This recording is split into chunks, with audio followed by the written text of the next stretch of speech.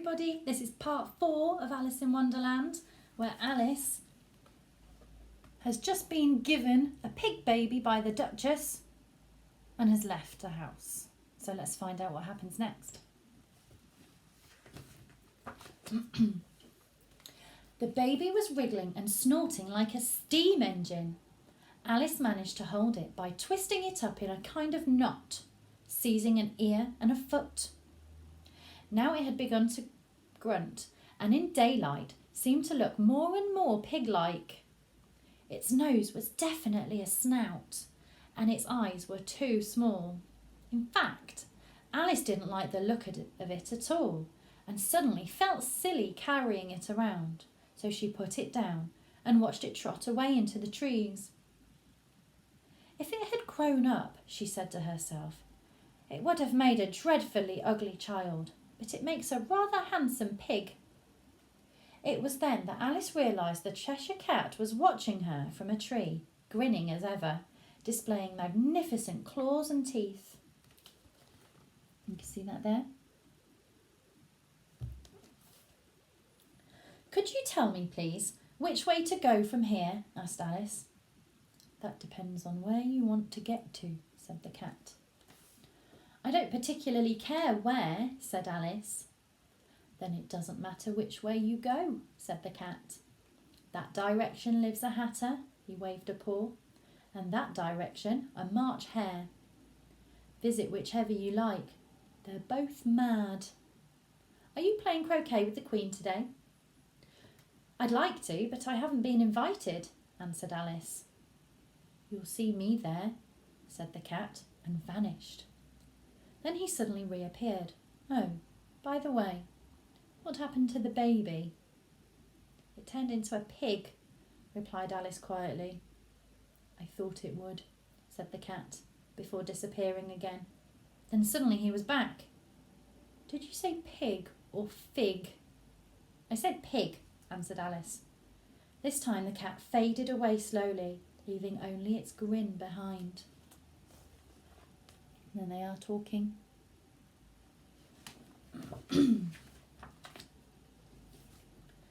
When Alice saw the March hare's house with its chimneys shaped like ears, she quickly ate a little more mushroom to make herself taller.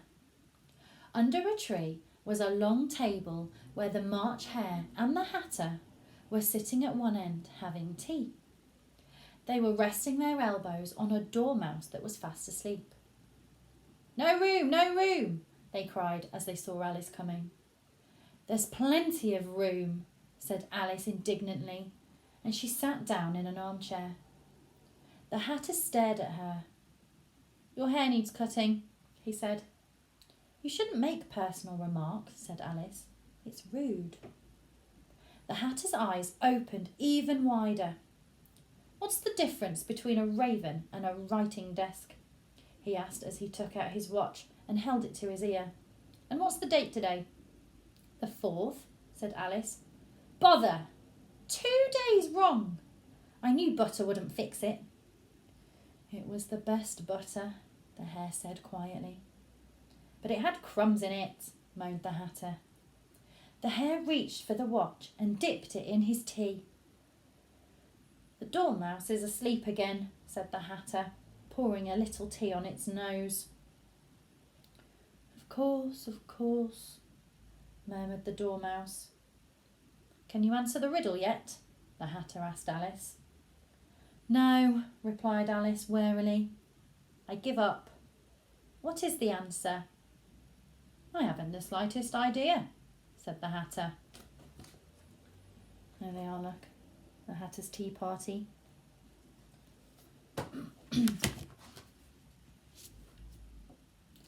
Twinkle, twinkle, little bat, the hatter was singing.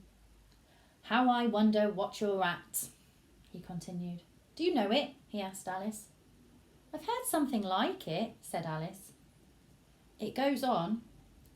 Up above the world you fly, like a tea tray in the sky.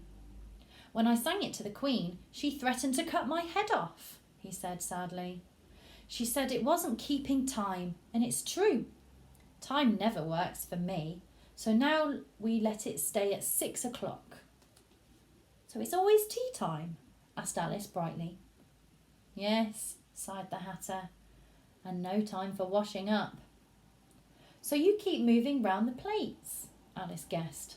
Exactly, said the Hatter. But what happens when you get to the beginning again? Asked Alice. The March Hare yawned. Let's change the subject. I vote this young lady tells us a story. I'm afraid I don't know any, said Alice. Then the Dormouse will, the Hare and the Hatter cried, pinching him fiercely. The Dormouse gasped. There were 3 little sisters who lived in a well. What did they eat? Asked Alice. Treacle, replied the Dormouse, and they were very ill. They were learning to draw everything that begins with M. But why M? Asked Alice.